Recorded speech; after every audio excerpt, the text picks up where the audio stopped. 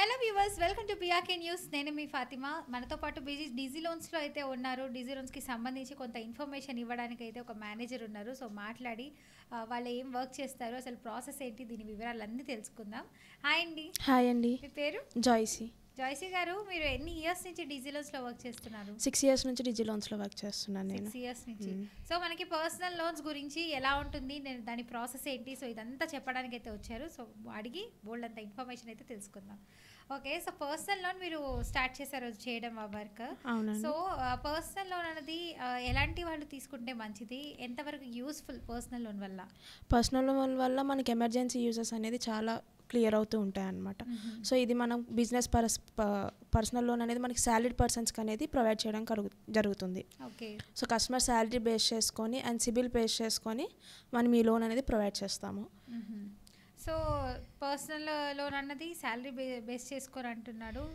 So okay, so ఎలా use చేసుకోవచ్చు personal loan? Personal loan అనేది మనకి మ్యారేజ్ పర్పస్ కానీ, హోమ్ రెనోవేషన్ కానీ, ఆర్ మనకి మెడికల్ పర్పసెస్ కానీ వీటికి మనం యూస్ చేసుకోవడానికి ఉంటుంది అనమాట. ఇప్పుడు మెడికల్ పర్పస్ కంటే మనకి హెల్త్ ఇన్సూరెన్స్ ఇవన్నీ ఉన్నాయి. సో మెడికల్ దీనిలోనే ఎందుకు యూస్ చేసుకోవచ్చు? ఎమర్జెన్సీ ఉన్నప్పుడు మనకు అది త్వరగా అనేది ఉపయోగపడుతుంది, అవసరం ఉంటుంది కాబట్టి ఈ పర్సనల్ లోన్ అనేది మనం ఎమర్జెన్సీ పర్పస్లో యూజ్ చేసుకోవచ్చు అనమాట. ఓకే, సో ఇప్పుడు పర్సనల్ లోన్ కావాలన్నప్పుడు ఒక పర్సన్కి సో ఎలాంటి డాక్యుమెంట్స్ ప్రొవైడ్ చేస్తే లోన్ శాంక్షన్ అవుతుంది అసలు? సో పర్సనల్ లోన్కి కావాల్సిన డాక్యుమెంట్స్ ఏంటంటే KYC documents, PAN, Aadhaar, salaried income proofs, latest 3 months income proofs and banking, వీటితోటి మనం పర్సనల్ లోన్ అనేది ప్రొవైడ్ చేస్తామన్నమాట. ఓకే, సో కొంతమంది ఫ్రెషర్స్ కొంతమంది కంపెనీలో జాయిన్ అవుతూ ఉంటారు, ఒక ఆర్గనైజేషన్లో జాయిన్ ఒక 6 months 9 months పడుతుంది. సో అలాంటి వాళ్ళకి కొన్ని అవసరాలు ఉంటాయి. సో అలాంటప్పుడు వాళ్ళు కూడా పర్సనల్ లోన్ తీసుకోవడానికి తీసుకోవడానికి ఉంటుంది, బట్ వాళ్ళకి సమ్ క్యాప్ ఉంటుంది అనమాట. వాళ్ళు ఎక్కువ అమౌంట్ కావాలనుకున్నా సరే మనకి యాజ్ పర్ పాలసీ ప్రకారం సమ్ క్యాప్ ఇస్తారనమాట, లైక్ 5 to 10 lakhs 15 lakhs. దీని ప్రకారం ఎందుకంటే వాళ్ళకి సిబిల్ అనేది -1 ఉంటుంది, అంటే ఫస్ట్ టైం బారోవర్ అనమాట. Unsecured loan first time borrower కాబట్టి వాళ్ళకి సమ్ క్యాప్ సమ్ క్యాపబుల్ ఉంటుంది. దాని వరకు ఇస్తారు. స్టార్టింగ్ రేంజ్ అంటే ఒక 15 నుంచి 20 వరకు ఉంటుంది. సో యాజ్ పర్ పాలసీ ఏ బ్యాంక్ ప్రకారం ఆ బ్యాంక్కి సమ్ పాలసీ ప్రొవైడ్ చేస్తారనమాట. సమ్ బ్యాంక్ 25 above చేస్తారు, సమ్ బ్యాంక్ 30 above చేస్తారు, కొన్ని బ్యాంక్స్ 15 above. దాని ప్రకారం మనం ఎందులో అవుతుందని చెక్ చేసుకుని ప్రాసెస్ చేయడం జరుగుతుంది. ఓకే, సో 1 year లోపల బిలో ఎక్స్పీరియన్స్ ఉన్నా పర్లేదు, వస్తుంది. బట్ కొన్ని పాలసీస్ ఉంటాయి, పాలసీ దాని ప్రకారం ఆ బ్యాంక్ ప్రకారం వెళ్ళాలంటారు. ఓకే, సో ఇప్పుడు పర్సనల్ లోన్ చెప్పి మనం బ్యాంక్స్ ఉన్నాయి. సో చాలా మంది బయట వాళ్ళు ఏం చేస్తున్నారంటే యాప్ లోన్స్ వస్తున్నాయి. సో అవి కూడా లోన్స్ ఇస్తున్నాయి కదా అని చెప్పి కొంతమంది అందులో తీసేసుకుంటున్నారు. సో యాప్ లోన్ తీసుకున్నప్పుడు బాగానే ఉంటుంది, అమౌంట్ వచ్చేస్తుంది. సో కంప్లీట్గా పూర్తిగా కట్టేసిన తర్వాత కూడా పే చేయలేదు అని చెప్పి సిబిల్ పడిపోతుంది. కారణం ఏంటి అసలు? యాప్ అనేవి చాలా మటుకి మనకి నాన్ జెన్యూన్ యాప్స్ అనేవి వస్తున్నాయి అనమాట. అంటే నాన్ రిజిస్టర్డ్ యాప్స్, ఆర్బీఐ నుంచి మనకి నాన్ రిజిస్టర్డ్ యాప్స్ అనేవి చాలా రిలీజ్ అవుతున్నాయి. సో అవేర్నెస్ లేకుండా యాప్ ఆఫర్ ఉంది అన్నట్టుగా, అంటే వాటి టర్మ్స్ అండ్ కండిషన్స్ చెక్ చేసుకోకుండా జెన్యూన్ యాప్ కాదా చెక్ చేసుకోకుండా లోన్స్ అనేది అవైల్ చేసుకుంటున్నారు అనమాట. సో మనకి రిజిస్టర్ యాప్ నుంచి ఏమవుతుందంటే ఆటోమేటిక్గా మనకి అది క్లోజ్ అయిపోయి ఎన్ఓసి కానీ ఏదైనా మనకి మెయిల్కి ఫార్వర్డ్ అయిపోతుంది. ఇవి ఏవైతే నాన్ రిజిస్టర్ యాప్స్ ఉన్నాయో, నాన్ జెన్యూన్ యాప్స్ ఉన్నాయో అవి ఫ్రాడ్ కిందకి వెళ్తున్నాయి అనమాట. ఆ ఫ్రాడ్ యాప్స్లో ఏమవుతుందంటే అమౌంట్ అనేది రిటర్న్ అమౌంట్ అనేది పే అయిపోతుంది, విత్ ఇంట్రెస్ట్ సహా అక్కడ పే అయిపోతుంది. బట్ అది క్లోజ్ అయిందా ఏదనేది మనకి సిబిల్లో రిఫ్లెక్ట్ అవ్వదు. అది మనకి సిబిల్లో డెలిక్వెన్సీస్ కిందకి వెళ్ళిపోతుంది అనమాట. అసలు సిబిల్లో డెలిక్వెన్సీస్ అంటే ఏంటండి? సిబిల్లో డెలిక్వెన్సీస్ ఏంటంటే కస్టమర్ లోన్ తీసుకున్నారు, అది ప్రాపర్గా పే చేయకపోవడము, దానివల్ల మనకి సిబిల్లో సమ్ సైన్స్ పెడతారనమాట. సిబిల్లోని మనకి రిఫ్లెక్ట్ అవుతుంది అనమాట, హిస్టరీలోని సైన్స్ రిఫ్లెక్ట్ అవుతాయి అనమాట. Like standard, doubtful, non performing, SMAs ఇలాంటివి మనకి సిబిల్ లోన్ అనేది రిఫ్లెక్ట్ అవుతూ ఉంటాయి అన్నమాట. సో దాన్ని బేస్ చేసుకొని కస్టమర్ ప్రాపర్గా పే చేస్తున్నారా లేదా అనేసి మనకి రిఫ్లెక్ట్ అవుతుంది అనమాట. సో ఇందులో మనకి 3 to 4 types ఉంటాయన్నమాట. ఎస్టీడీ అనేసి వస్తుంది రీపేమెంట్లోని, అది వచ్చేసి స్టాండర్డ్ పేమెంట్స్ అనమాట. అంటే ఏంటిది, customer EMI for example 7th ఉంది, బట్ మెడికల్ ఎమర్జెన్సీయో లేకపోతే మర్చిపోయో ఫండ్స్ అనేది అకౌంట్లో లేవు. సో ఈఎంఐ అనేది మనకు ఆటోమేటిక్గా 12 తర్వాత పేమెంట్ అకౌంట్లో ఫండ్ లేకపోతే అది మనకి ఇన్సఫిషియెంట్ ఫండ్స్ కిందకి వెళ్ళిపోతుంది. బట్ కస్టమర్ ఇమీడియట్గా అవేర్నెస్ వచ్చేసి అమౌంట్ వేసేసుకుంటాడు. సో అమౌంట్ పేమెంట్ అయిపోయింది, సో సేమ్ డే పేమెంట్ అయింది కాబట్టి అది మనకి స్టాండర్డ్ పేమెంట్ కిందకి వెళ్తుంది. అండ్ ఇంకోటి డీబీటీ అని వస్తుంది, అదేంటిది డౌట్ఫుల్ అనమాట. ఓవరాల్ 12 monthsగా కస్టమర్ రిపోర్టింగ్ అంటే పేమెంట్ చేయకుండా ఉంటే సో ఆ కస్టమర్కి మనం అవేర్నెస్ ఇచ్చినా పే చేయకపోతే డౌట్ఫుల్ కిందకి వెళ్తుంది. సో అది పేమెంట్ చేయగలుగుతారా చేయలేదని మనకు తెలియదు.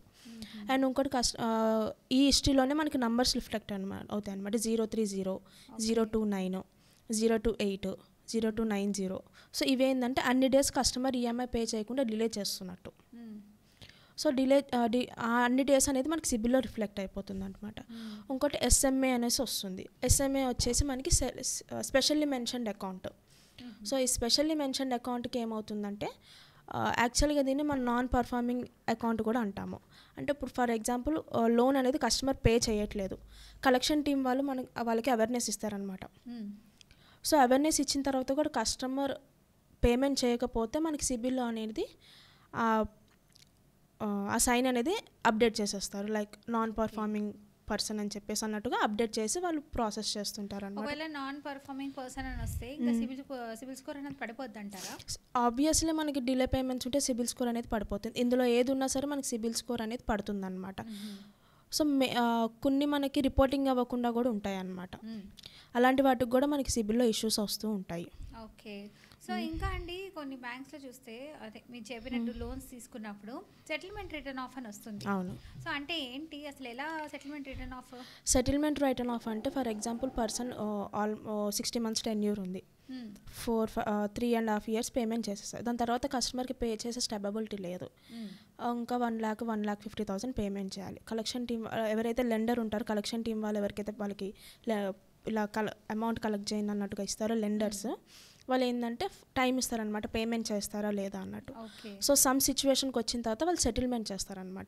లైక్ ఏంటిది, ఒక ఫర్ ఎగ్జాంపుల్ లెండర్ కస్టమర్కి మధ్య ఎలా ఉంటుందంటే, ఫర్ ఎగ్జాంపుల్ నేను లోన్ తీసుకున్నాను, నేను ఇంకా 1 lakh పేమెంట్ చేయాల్సి ఉంటుంది. సో ఆ లెండర్ ఏం చేస్తారు, ఓకే మీరు ఒక 40,000 పేమెంట్ చేయండి, మిగతా 60,000 అనేది రిటర్న్ ఆఫ్ అయిపోతుంది. ఓకే. లైక్ సెటిల్మెంట్ లాగా అనమాట. మీరు ఇంత పేమెంట్ చేయండి, ఇంత పేమెంట్ అనేది బ్యాంక్ నుంచి మీకు రిటర్న్ ఆఫ్ అయిపోతుంది. ఓకే. సో బట్ అది కస్టమర్ ఏమనుకుంటారు, ఓకే నేను పే చేయాల్సిన అవసరం లేదు, క్లియర్ అయిపోతుంది కదా అన్నట్టుగా అమౌంట్ పే ఇచ్చేస్తారనమాట. 40,000 ఏదైతే ఉందో అమౌంట్ ఇచ్చేస్తారు. బట్ కస్టమర్ కొంతమందికి అవేర్నెస్ ఉండదు అనమాట, ఇది సిబిల్లో రిమార్క్ పడిపోతుంది అని చెప్పేసి.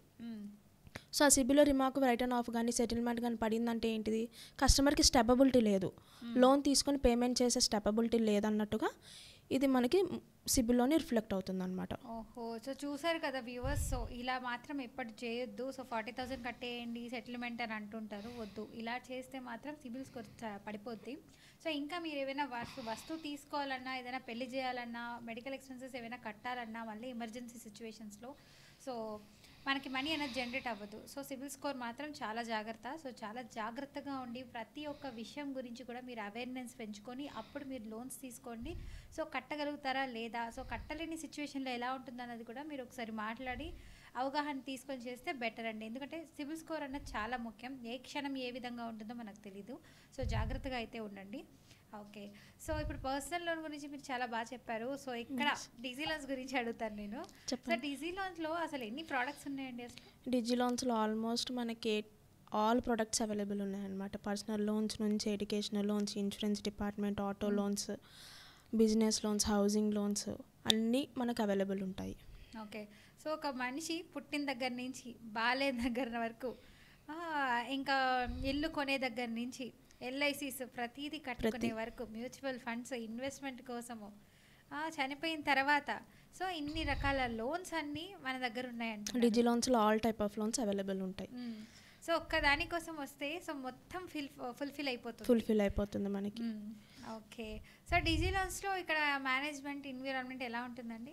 మేనేజ్మెంట్ అనేది చాలా ఫ్రెండ్లీగా ఉంటుందన్నమాట. మనం తప్పులు చేసినా, ఏదైనా హైలో ఉన్నా సరే ప్రాపర్గా మనకి సపోర్టింగ్ చేసి మనని ముందుకు కొనసాగిస్తుంటారనమాట.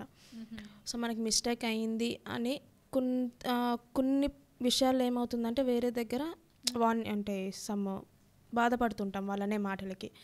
బట్ ఇక్కడ ఎలా ఉంటుందంటే మనకి ప్రాపర్ జస్ట్ టిప్స్ ఇస్తారనమాట, ప్రాపర్గా మనం ఎట్లా ఫార్వర్డ్ అవ్వాలి, ఈ సిచ్యువేషన్లో మనం నెక్స్ట్ స్టెప్ ఎలా తీసుకోవాలి. సో ఇలాంటి టిప్స్ ప్రొవైడ్ చేసి మనకు ఫర్దర్గా ప్రొసీడ్ అయ్యే ఛాన్సెస్ అనేది చాలా ఉంటాయి అన్నమాట. సో ఫ్రెండ్లీగా మనం ఏ స్టెప్ నుంచి ఏ ఇష్యూ నుంచి మనం ఎలా ఫార్వర్డ్ అవ్వాలి అలాంటివి మనకు చాలా ప్రొవైడ్ చేస్తూ ఉంటారు. ఓకే. సో సో ఇక్కడ చాలా మంది బాయ్స్ ఉన్నారు, మరి గర్ల్స్ కొంతమంది ఇక్కడ వర్క్ చేస్తున్నారు. ఒక 40% 60% బాయ్స్ ఉన్నారు, 40% గర్ల్స్ ఉన్నారు. సో ఎలాగా అంటే మాకంటే వాళ్ళు ఎక్కువ కదా, మేము అంత చేయగలుగుతామా అన్న ఇది కూడా ఒక్కోసారి థాట్ వస్తూ ఉంటుంది. ఎందుకు నేను జాయిన్ అయినప్పుడు అమ్మో నేను చేయగలుగుతాను అన్నట్టు జాయిన్ అయ్యాను. బట్ ఉన్న 6 yearsలో నేను ఈ అప్లికేషన్ ఫిల్అప్ పొజిషన్ నుంచి నేను సేల్స్ మేనేజర్తో డిస్కస్ చేసే పొజిషన్ వరకు వచ్చానమాట. సో ఏ పర్సన్కైనా జాయిన్ అయినప్పుడు డౌట్ వస్తుందన్నమాట, అరే నేను చేయగలుగుతానా లేదా అనేసి. బట్ మనకి గైడ్ చేసే విధానాన్ని బట్టి మనం నేర్చుకోవడానికి అనేది ఉంటుంది. ఓకే, సో అంతమంది ఉన్నారని మనం భయపడిన అవసరం లేదు. ఇవన్నీ నుంచి నేను ఇట్లున్నాను, తర్వాత ఇప్పుడు చూసారా నేను ఏ పొజిషన్లో ఉన్నాను, ఒక మేనేజర్గా ఒక పర్సన్తో డీల్ చేస్తున్నాను, ఇది ఇలా ఉంటుంది అలా ఉంటుందని. గ్రేట్, గొప్ప విషయం అసలు. సో ఇప్పుడు మామూలుగా చెప్పాలంటే కొన్ని కంపెనీస్లో ఫస్ట్ ఏ రోల్ అయితే ఇచ్చారో అదే రోల్స్లో ఉంటారు ఒక 1-2 years. తర్వాత ఏమైనా అంటే జస్ట్ అందులోనే ఉంటారు, కాకపోతే కొంచెం ఒక టీమ్ లీడ్ పొజిషన్, సో ఆ విధంగా ఉంటారు. బట్ ఇక్కడ అలా లేకుండా జాయిన్ అయినప్పుడు మీరు అప్లికేషన్ ఫిల్అప్ సంథింగ్ అన్నారు, నెక్స్ట్ ఒక మంచి సేల్స్లో రోల్ ఇచ్చారు, ఇప్పుడు కరెంట్లీ మేనేజర్గా ఉన్నారు. సో ఈ 6 yearsలో అంటే గొప్ప విషయమే అసలు. బయట ఇలాంటి ఆపర్చునిటీస్ అయితే ఇవ్వరు కదండి, ఒక రోల్ అంటే ఆ రోల్కి మాత్రం రావు. ఇలాంటి ఆపర్చునిటీస్ చాలా తక్కువ. ఇక్కడ ఏంటంటే మనకి పొజిషన్ పెంచాలనే సిచ్యువేషన్లో మన హయ్యర్ పర్సన్, మన బాస్ కానీ ఎవరైనా మేనేజర్స్ కానీ ఎవరైనా కానీ ఈ పర్సన్ మనం ఒక పొజిషన్లో పెట్టాలన్న థాట్లోని వాళ్ళు మనకు గైడెన్స్ ఇచ్చుకుంటే మనకి ఈ డిజి లోన్స్ అనేది ప్రొవైడ్ చేస్తూ ఉంటుంది. ఓకే, సో ఒక్క మాటలో చెప్పాలంటే ఇప్పుడు పర్సనల్ లోన్ అనేది తీసుకుంటే ఎలా ఉంటుంది, ఒకసారి మెసేజ్ మీద ఏంటి అసలు? పర్సనల్ లోన్ తీసుకుంటే ప్రాపర్ వేలో యూజ్ చేసుకోవాలి. ఇలా మనకి గేమింగ్స్లో కానీ ఇన్వెస్ట్మెంట్స్లో కానీ షేర్స్లో కానీ మనం యూజ్ చేసినా సరే ఫర్దర్గా మనకి ఏమైనా ఎమర్జెన్సీలోని లోన్ తీసుకోవాలన్నా మనకి లోన్ అనేది మనకి రాదు. ఎందుకంటే ఈ డెలిక్వెన్సీస్ అనేవి మనకి రిఫ్లెక్ట్ అయిపోతుంటాయి అన్నమాట. బ్యాంకింగ్లోని కానీ మనం బ్యాంకింగ్ చెక్ చేసుకున్నా సరే మనకు మొత్తం రిఫ్లెక్ట్ అయిపోతుంది ఎందులో యూజ్ చేశారు అన్నట్టుగా. సో ట్రాన్సాక్షన్స్ త్రూ ద్వారా. సో బెటర్ మనం పర్సనల్ లోన్ అనేది మన మెడికల్ ఎమర్జెన్సీ అండ్ అవసరాలు బట్టి మనం తీసుకొని యూజ్ చేయడం బెటర్. కొంతమంది ఏం చేస్తారంటే బిజినెస్ పరంగా, సో ఆ బిజినెస్ ప్రాసెస్ అనేది కొంచెం మనకు లాంగ్ ప్రాసెస్ పర్సనల్ లోన్ కన్నా. సో అంత టైం వెయిట్ చేయలేను అన్నట్టుగా దానికి కూడా పర్సనల్ లోన్ అని చెప్పేసి తీసుకొని యూజ్ చేస్తూ ఉంటారు. ఓకే, బట్ ఎమర్జెన్సీ టైంలోని కూడా మనం ఇలాంటివి చేయడం తప్పనమాట. సో దేన్ని మనం దానికి యూజ్ చేయడమే మంచిది.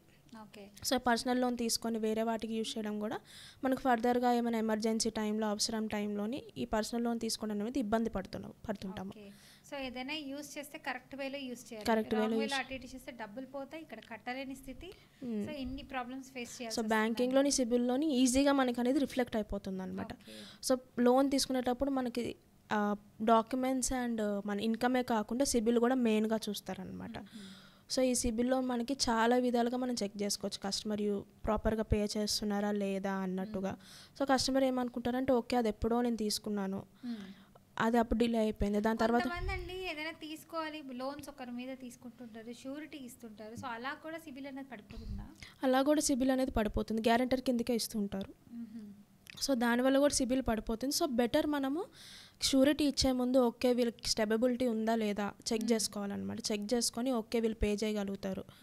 చాలా మంది అరే మన ఫ్రెండ్ కదా మన రిలేటివ్ కదా ఏమనుకుంటారో అనే ఉద్దేశంతో షూరిటీ అనేది ఇస్తుంటారు. బట్ ఇప్పుడు లోన్ తీసుకున్న నెక్స్ట్ ఫర్దర్గా లోన్ తీసుకున్న పర్సన్కి రిఫ్లెక్ట్ అవుతుంది కదా అది.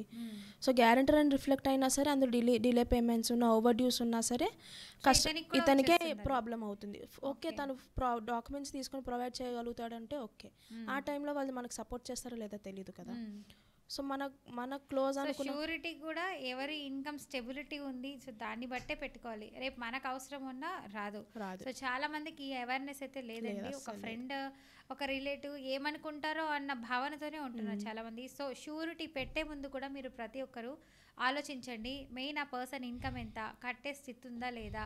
సో స్టెబిలిటీ ఉంటేనే చేయండి. నా రిలేటివ్ అని నా ఫ్రెండ్ అని చేస్తే తర్వాత మీరే బాధపడాల్సి వస్తుంది.